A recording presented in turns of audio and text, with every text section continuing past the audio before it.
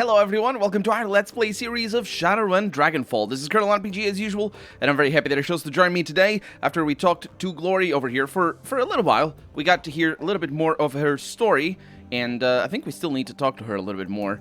Although she might not want to talk to me. Yeah, she doesn't want to talk to me. Did I ask her about a previous run? Yeah, she's just saying, we've got a job to prepare, Edie. I don't have any more time to talk. Hit me up after the run, if you like. I think I might have messed up something, but we can check it. Actually, walk away from the computer, because I still have to do something with the computer. Let's load our previous save. So, I have this save from the end of last episode, but I also have another save from before.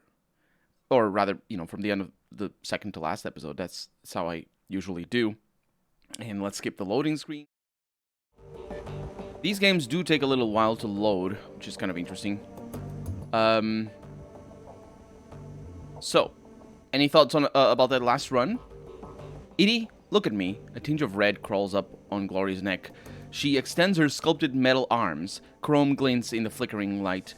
I'm not far from being what that poor troll was, when I think of what they did to him. She looks you in the eye. Her expression remains neutral, but that slight blush has spread across, or spread from her neck to her cheeks. It wasn't right, she says, and you did the only thing that you could to make it better. You knew that it would cost you, and you did it anyway, because it was right. I won't forget that, Edie. Not ever. And that, I believe, we didn't ask. I'm not sure. I would have to check on the save, on the previous save. It has been a couple of days since I recorded that last episode, so let's skip this loading screen as well. They don't take too long, the loading screens, but they take enough that it definitely makes it a better viewing experience, or at least I hope so, anyway. Let's look at our computer over here to check our inbox for new messages. We have 2 new unread messages. Salvage DVD, that's probably from Paul. No, it is not. The screen flickers to life, and Malit's face appears. From the shifting background and ambient noise, it's clear that this message was recorded on a portable device. Hi, Edie. Just wanted to tell you that I've met with limited success in working on that stack of DVDs. It's a thorny problem, but at least I'm making some headway. If you look on the table beside your DVD player, you will find another recovered disc. I wasn't able to salvage all of the files on it, but I think that you might find what I did recover to be of interest. For my part, I'm going to continue working on other DVDs. To tell you the truth, I wouldn't hold out much hope, though. They're all badly damaged and suffering from disc rot besides. I'll be in touch. My best to you and your team. The message ends and the image fades. You find yourself back at your inbox.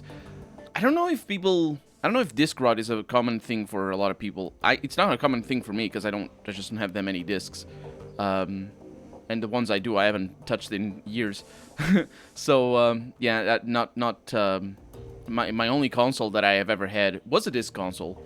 I did have disc rot. Well, I'm not sure if it was disc rot, but I have seen a disc. It was Sonic Jam. I played it a lot. Sonic Jam was a brilliant, basically, bundle of Sonic games. It was amazing for the Sega Saturn. And what I saw was basically the substrata of the disc itself just basically disappearing. But I'm not sure if that was the part that is red, rather than because there's multiple layers of a CD. I'm not sure about the DVD, but of a CD there's multiple layers, and the way it works is basically what you can touch with your hand, and what scratches that, or generally scratches anyway, that's just glass, and there's error compensation things that allow for that to, you can read, even if something is scratched, unless it's like really, really scratched. I'm not talking about going down into the part that has the data itself, but I'm talking just the part of the CD or the DVD that you can touch. On the underside, I mean, the part that is red. That part is just glass or plastic or acrylic or whatever. I'm actually not sure what it is. It's definitely not glass because it bends. But it's probably acrylic. Either way, that doesn't store data. That's just a medium through which light travels to get to the data underneath. And the data underneath is stored in it's basically not visible. in the sense that it can be anything. Because I have seen clear DVDs, clear CDs. I'm actually not sure if it was clear DVDs. I think it was clear CDs. It was just CDs that were see-through, and apparently they worked. I didn't actually try those, but apparently they were normal CDs. It just didn't have the thing on the back that you can print things on, and it's, you know, the thing that makes the reflection.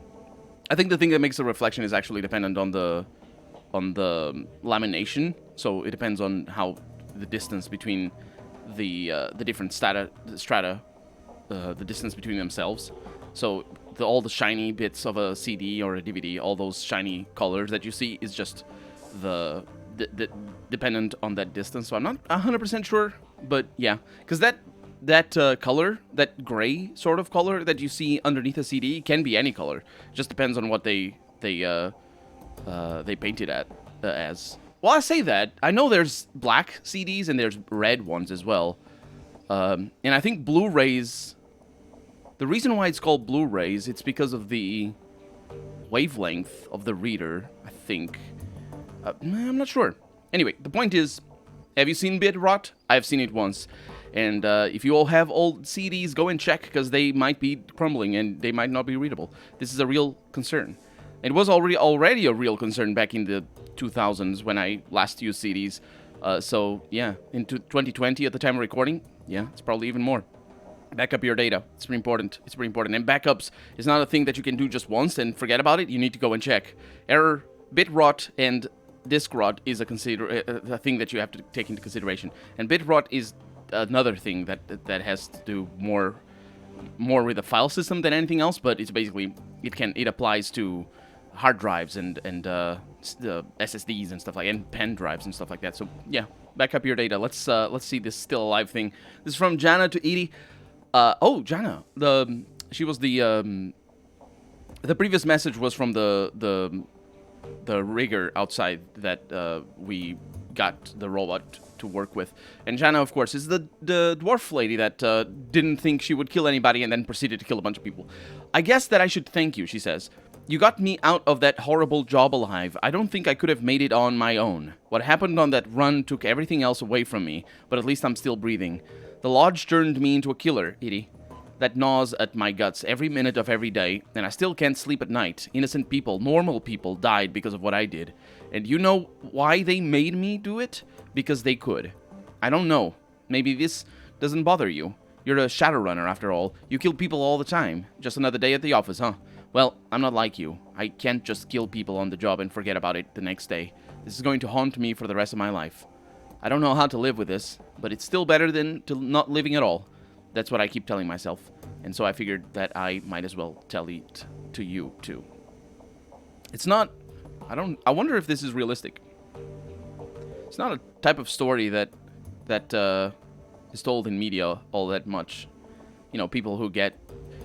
it's dramatized and romanticized a lot, but, like, realistically told, the story of somebody who is responsible for somebody's death, and basing that on real stories, that's, yeah, it's not the kind of story I think I've ever seen, honestly. I mean, in her case, I don't know that it is a realistic depiction of somebody going through those things, but yeah, that's what you'd expect anyway. So we have... Oh, no. What did I just click on? Old messages, that's the one. So we have open jobs. We can claim the payment. We haven't seen the results of us killing the Mark 6, but let's find out. You submit the job as finished and await your client's response. A few moments later, they were on their computer or smartphone or whatever. Actually, how does it work in Shadowrun? Can you access the BBS from your smartphone? It should. But this is the sort of fiction that was made before the vast majority of people accessed the internet through their mobile devices. Because we live in that age. And in fact, like 5 years, maybe not 5 years ago, but 10 years ago for sure, the vast majority of internet access was done through a computer or a laptop. Even a laptop is already portable, let alone a desk computer like this, although that looks like a laptop over there. But I still do all of my internet work at desktops, but that's just because of my way of living. If I were a kid, I probably wouldn't, because I don't have a desktop. I mean, depends on the age, I suppose, but you know, buying a desktop it requires space, which can be a more expensive than just the price hike that you get from buying a laptop or just a cell phone. Anyway, let's see what we have. Herr Schmidt to Edie. To call your work unsatisfactory, I believe is how it's pronounced, would be an understatement. When I said that we wanted the prototype, it should have gone without saying that we wanted it intact and operational. Well, I should say that it did go without saying. You didn't say it. You technically fulfilled the terms of our arrangement, so you will get paid, but don't ever expect to work for us again. Well, that's a good thing as well. So win-win in that thing. We got the money, and we're never going to work for them again. Sounds lovely. So we got all the payment done, with a bunch of fees and all that, and we got 3,750 for the job. Okay, that's pretty good. And of course, that also counts for Alice's payment. I think I didn't actually pay attention to that, but maybe. So do we have any pending jobs? We have the pharma cleanup that we're probably gonna do next. We can check on Alice's fund, 35,500. That's pretty decent. Job directory. Yeah, we can't. We get jobs from the inbox. I think we do. Let's go for Shadowland because we can post pay data for sale, attach data to escrow account, but we can't do anything there because we don't have any. We have some new threads. Massacre at the Shattennest schoolhouse. This is from Tolstoy over here. Really attention-grabbing headline, right? That's how the local news has been spinning it. Truth is, the schoolhouse was abandoned years ago and was being used as a humanities recruitment and training complex. Oh, that was me. Yeah. Alex Tusk says, "You're kidding me. A friend of mine was going there after class and he said it was just a community center." Yast says, "I know none of you are fans of humanities, but that entire chapter house got wiped clean. There were probably some kids in there off the street who were just looking for a hot meal. Screw humanities for exploiting them, but they didn't deserve death." Maelstrom says, "Good riddance to those assholes. Streets are a little safer now that they're all buried." Ruby says, "When trolling on the Humanis board and that place was totally wiped out, Volker Stahl was in charge of that chapter house. Good riddance to that piece of dreck." And Yast says, "Just got offered a job to geek." One of the geek here is slang for kill. I think slang specifically for Shadowrun. We've seen it before as well, I think. Anyway, geek one of the Humanis' lieutenants. Seems like Stahl is dead and a power struggle is already underway. Guessed. "You taking the job?" asks ProShot. "Not my kind of work, but I gave the Johnson an address for to one of your tricks dead drops." Johnson is the that's another slang. I've heard it. I don't remember if we see it in Hong Kong, in Shadowrun Hong Kong, but I believe it is one of the first words that you learn when you play the first game. Johnson. It's just the person who gives you the run. Or pays for the run, I think. There might be subtleties there that I'm missing. But I think I remember that run being used a lot in the first D&D, not D&D, the first Shadowrun campaign run by Roll For It, which is a Twitch and YouTube channel for role-playing games. And it's pretty awesome. You should check them out. They sometimes do Shadowrun, although they haven't done that in a while. But anyway, they started off with Shadowrun, and it's pretty cool. They were like going heavy on the slang because they were all like Shadowrun aficionados and stuff like that. I am not. You're watching a Let's Play of a person who has never played Shadowrun tabletop and never read comics and stuff. So yeah, it's a blind playthrough of this game, the best Shadowrun game on computers. So yeah, definitely not the most veteran of persons. I'm not. Anyway, so the tricks there is for the screens, I think. No, wait a minute. What is that? Your tricks dead drops. I don't know what that is. Matrix. It's the Matrix, not screens. It's not the Tridvid. Tridvid is a different thing. That is the Matrix dead drops, yeah. Cheers, mate, ProShot says. Save the F state. Of course, here being the Flux state, which is Berlin, which I have learned, or throughout this campaign, or throughout this game, I think it's just like supposed to be like an anarchist state. And Flux here meaning, you know, probably the I'm not really sure. I'm not too familiar with the different types of anarchism, but it probably has to do with the fact that, you know, it doesn't have a hierarchy and it's in flux because different people get chosen for different things to do with the management and taking care of roles and all this sort of stuff. The time rise up against the corporations is now, with a typo. Fight for a free Berlin. Neo-revolutionary Alpha. Ooh, this is interesting. What is that? You just fall out of a time warp? The war is over and we won, says Wraithlike44. Yas says, hard to imagine Berlin any freer. Maybe you just need to switch to decaf? As Neo-Revolutionary Alpha says, as long as any corporation is active anywhere in the F state, we are all at risk. We must act. Corps are good for business and keep in their little corners, says Wraithlike44. Why do you think we would help you? And Neo-Revolutionary Alpha says, how naive do you to think they will stay there forever? Don't you see that they are taking the freedom we all hold so dear? Plans are being made across F-State with the shadow community on their side. We shall prevail. The F-State, says Tolstoy, has its own way of dealing with those who step out of line. Take your politics somewhere else. Around here, we got bills to pay. Wow.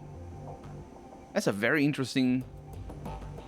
I'm not even sure what that text was supposed to be in just sort of a metatextual like narrative. The implication, I mean, I think it's like supposed to be like a tale or a little commentary about how there will always be ways of making your whatever I suppose system is the word, but I'm missing some. There's a better way. Whatever regime is probably the better word for it. Whatever regime you're under, there's always going to be another way of making it even more radical. In the sense of radical, it's just being the sense of radical here being, fundamental, closer to the fundamental principles of whatever regime you're part of.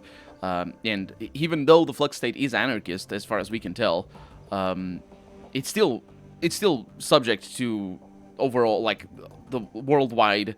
Market tendencies or in just the wars of the like obviously it's subject to that, and so if somebody wants to be really free of the influence of corporations, and in this particular setting it would be even more literal of that influence, because we're talking like corporations being, they have. It's not just the influence of the corporations as we have in the real world, which is like, what products they decide to make, or what people they decide to employ, or what kind of resources they decide to exploit to make their products, or the advertisement influence and all that sort of stuff. Here, it's like, it's even more than that. It has to do with everything political as well, because, there's dragons at the top of the corporations, and it's just like, it's a lot more literal, so it is a little bit easier, a little bit less political in nature when you talk about... It's still political, obviously, because it's power struggles, but the point is, it's a little bit less political in the sense that it's less ideologically charged, I should say, rather than necessarily political. It's less ideologically charged when you say that the corporations still rule the F-state, even though it's a little bit more tenuous.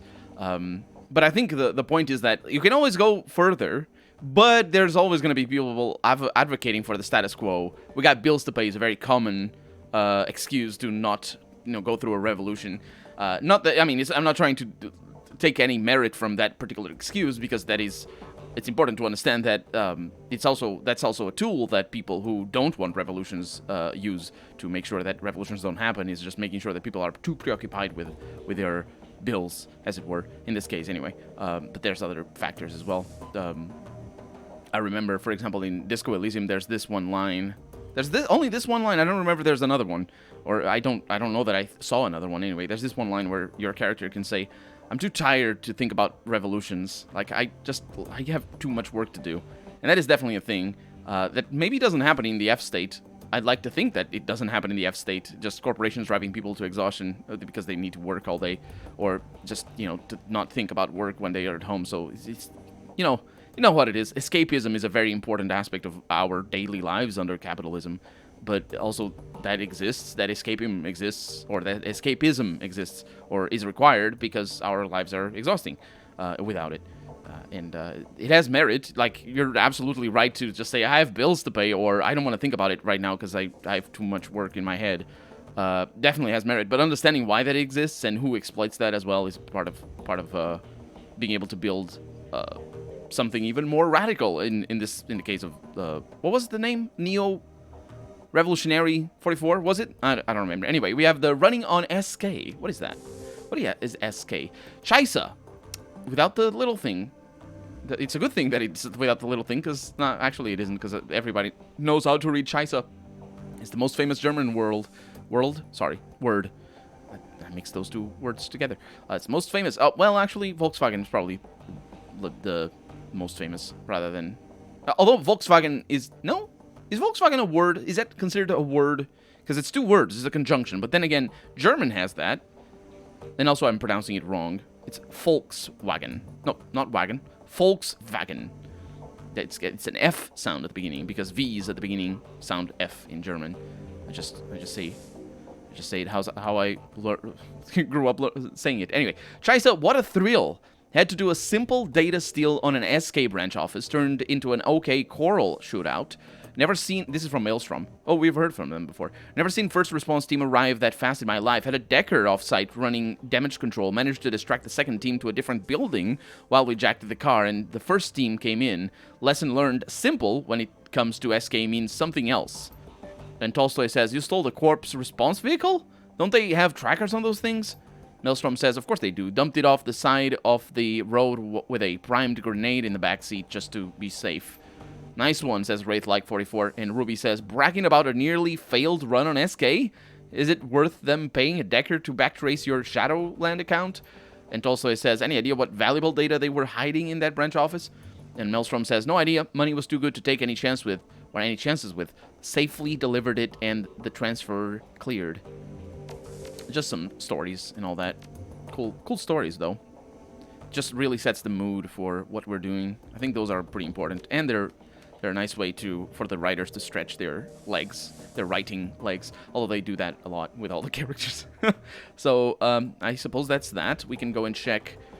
Still not on Paul. I was really expecting to check on Paul.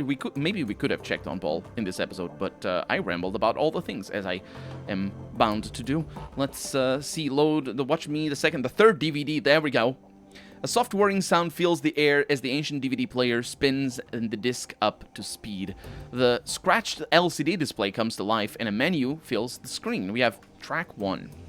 The display goes blank for a moment, and then the face of Green Winters winks onto the screen. The timestamp on the video reads 2042-8-5, so that is the 5th of August, if you're wondering, because the date formats can be confusing. Green Winter says, I was thinking about Adrian today. Not as he was when he disappeared, not as the fabled Dragon Slayer or the big-time CEO of Dial Defense. I was thinking about when we were kids. Well, I was always more of a kid than he was, of course. He's 15 years older than me. In a way, he was more like a parent than a brother. Winters pauses. His gaze drops to an invisible point on the table in front of him. So I was thinking about this time when we were on holiday. Our parents took us out the island of Pole to enjoy the beach. Actually, is he American? That's interesting. You wouldn't say on a holiday, although you could, but we Europeans don't usually, well, I say we Europeans, European English, anyway, doesn't say it like that. We say we were on vacation. Holiday is just whenever you don't need to work. So to be on a holiday would be to be out of work for that particular day. So it's not really, it's on vacation that you would say. But I think American English also says that. Of course, it's written by Americans, but anyway, moving on.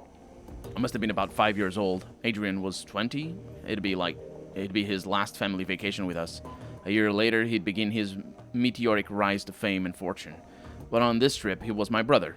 And when I fell out of the little paddle boat that our parents rented and started sinking fast into the Baltic, he was the one who drove in to rescue me.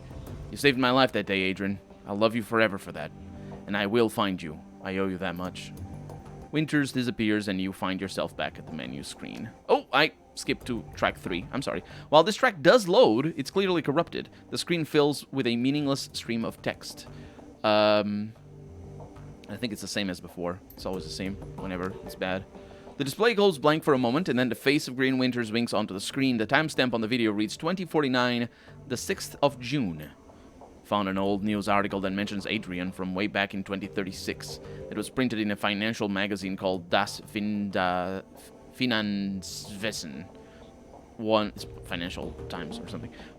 One of those chick print-based mags that they produced for the retro crowd. There aren't any clues in here, but it's good to see someone else acknowledge his existence. He clicks an off-screen button and the image of Winters disappears. It's replaced by a digital scan of a magazine page. SK stock suffers in post-buyout brain drain November the 12th, 2039.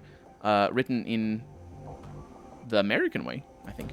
In the aftermath of the Dragonfall's hostile takeover of Sadar Krupp okay. Schweringdistriegesellschaft, potentially? It's SKI. Continuing brain drain of high-level executives is causing ongoing worry among company shareholders. The company's stock took a major hit when Lofvier deposed former CEO Wilhelmina Graf Benoit, potentially, last August. 3 months later, long-held power positions within the SKI empire continue to empty as the Dragon consolidates his power base. The most recent casualties of Lofvier's takeover include Alexandra Kobayashi, or Alexandra, could be, it's Portuguese, Kobayashi, which is Japanese, obviously, former COO, that's Chief Operational Officer, I believe, of Cider Munitions, Matthaus Donner, former treasurer of Ruhr Datafacts, and Werner Harding, former CEO of Dale Defense. Harding stepped into the role to replace Dr. Adrian Vauclair, who disappeared under mysterious circumstances 2 years ago. Winters' face swings back onto the screen. So there you have it. That's what they had to say about Adrian a mere 2 years before his disappearance. My brother, the footnote. Winters disappears and you find yourself back at the menu screen. I also find myself at the end of the episode because we're out of time for the day, so we're going to see these probably 2 corrupted tracks in the next episode. But for right now, I'm Colonel RPG, and this has been Shadowrun Dragonfall. I really hope you've enjoyed it, and if you did, go ahead and leave a comment, like the video if you want to see the next episode come out sooner rather than later. But above all, thank you so much for watching, and I'll see you next time. Bye-bye.